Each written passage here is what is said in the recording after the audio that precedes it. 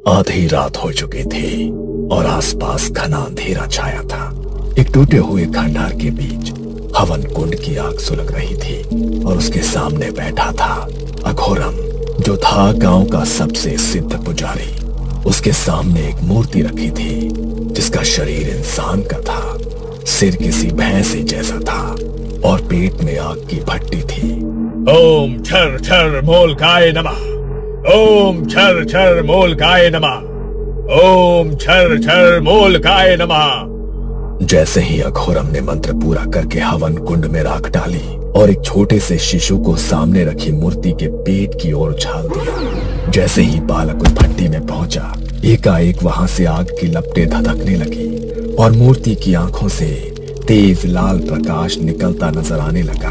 और ये नजारा देख अघोरम जोर जोर से हंसने लगा।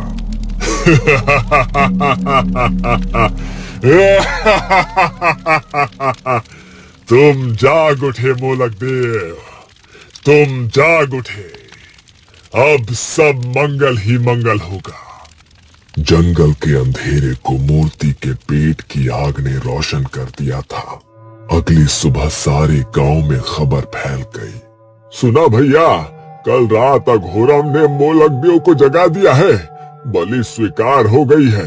लगता है अब ये फसलों की आग सूखा खत्म हो जाएगा। अरे ये किसी और के बस का काम था भी नहीं, ये सिर्फ अघोरम ही कर सकते हैं। तभी तो वो गांव के सबसे सिद्ध पुजारी माने जाते हैं। मोलक की सेवा में तनिक भी गलती हो जाए तो जान पर बनाती है, लेकिन अघोरम बाबा के रहते हमारे गांव का कभी अमंगल हो ही नहीं सकता। हाँ, लेकिन अब वही होगा जिसके लिए सारे गांव का दिल थर थर कांपता है। को बलि देनी होगी। अघोरम मोलक का सेवक था। कहते थे ये सिद्धि उन्हें विरासत में मिली थी। अगर मोलक देवता खुश हो जाए तो गांव में हरियाली होती थी, फसलें दोगुना लहलहाती थी, लोग बीमारियों से दूर रहते थे और घर में खुशियां लौट आती थी।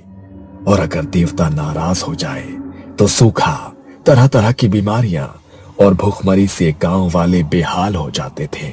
इसलिए अघोरम हर साल अपनी जान पर खेलकर वो हवन करता था, क्योंकि मोलक के भोग में हुई एक गलती, मतलब साधक की बलि। नहीं, मैं भूखी मरने को तैयार हूँ, बीमारी भी झेल लूंगी, लेकिन अपने बच्चे की बलि नहीं दूंगी। फसल में आग लगी तो लगी, मेरा बच्चा इसकी भरपाई क्यों करेगा? बात को समझो सरला, ये तुम्हारे बच्चे की बलि नहीं है, ये तो पूरे कबीले की रक्षा के लिए मोलक का प्रसाद बनेगा। गांव की रक्षा के लिए उसे सालों सालों तक याद रखा जाएगा। हर दिन पहला निवाला तेरे बेटे के नाम का निकालेंगे गांव वाले। मैंने कह दिया ना, मैं अपने बच्चे की बलि नहीं देने दूंगी, चाहे तो मेरी जान ले लो। नहीं, बलि तो बस एक बालक की ही होगी। देवता को चाहिए निर्मल मन, निष्पाप आत्मा, और इस धरती पर बच्चों से ज्यादा पवित्र कौन है? समय मत गंवाओ। जो समय पर मोलक को भोग ना मिला तो उसका कहर टूटेगा पूरे गांव पर। अच्छा, तो तुम ऐसा करो, अपने बेटे को भोग चढ़ा दो उस देवता को। गांव के लिए इतना तो कर ही सकते हो। सरला की बात सुनकर अघोरम को बहुत गुस्सा आता है, लेकिन वो कुछ कहता इसके पहले ही सरपंच चिल्ला पड़ता है।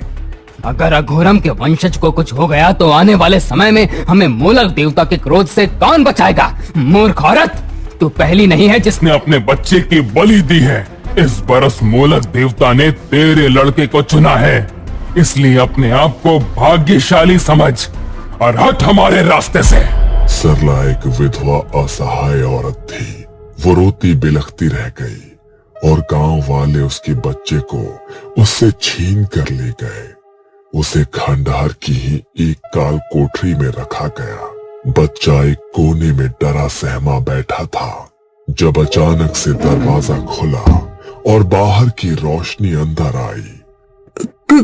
कौन? सामने से एक भारी डरावनी हंसी आई। मोलक देवता। अघोरम ने बच्चे को खाने को कुछ दिया और बच्चा वहीं पर बेहोश हो गया। थोड़ी देर बाद अघोरम उसे गोद में लेकर मोलक की मूर्ति के आगे बनाई गई एक चिता पर लिटा देता है और मूर्ति की तरफ देखकर बोलता है, अग्नि पवित्र आत्मा अर्पित है। इतना कहकर अघोरम बच्चे को मोलक की मूर्ति को समर्पित कर देता है। मूर्ति के पेट से तेज लपटें उठने लगती हैं। एक अजीब सा सन्नाटा पसर जाता है। रात का अंधेरा इतना गहरा था कि लगता था जैसे जंगल ने चांद को ही निकल लिया हो। अघोरम की सांसें तेज थी। उसकी आंखें अचानक लाल हुई और शरीर अकड़ने लगा। उसने किसी जानवर की तरह आसमान की ओर मुंह करके एक डरावनी आवाज निकाली और फिर मूर्ति की तरफ देखने लगा। अचानक पेट की भट्टी से राख हवा में उठने लगी, जैसे किसी अनदेखे चक्र में घूम रही हो। अघोरम ने अपना हाथ आगे बढ़ाया और सारी राख उसकी हथेली पर आकर ठहर गई। मेरी बलि पूरी हुई। अब मैं और भी शक्तिशाली हो गया हूँ। मूर्ख गांव वाले इतना भी नहीं समझते कि ये सूखा जली हुई फसलें और गांव की महामारी कोई देवता का श्राप नहीं है। ये इस अघोरम का षड्यंत्र है। देवता अघोरम देवता ही सबसे बड़ा देवता है। उसकी नसें उभारने लगी और आंखों के अंदर हल्की लाल चमक तैर गई। खंडहर की दीवारों पर उसकी परछाई 3 गुना बड़ी दिखाई देने लगी। राकेश ने देखा कि गांव के एक पुराने मंदिर में कुछ बच्चे खेल रहे हैं। उन्होंने जमीन पर मिट्टी से एक मूर्ति की आकृति बना रखी थी और एक बालक उसके ठीक सामने आंखें बंद किए किसी योगी की मुद्रा में बैठा हुआ था। अरे बच्चों, क्या खेल रहे हो? बलि का खेला। बच्चे की बात सुनकर राकेश चौंक जाता।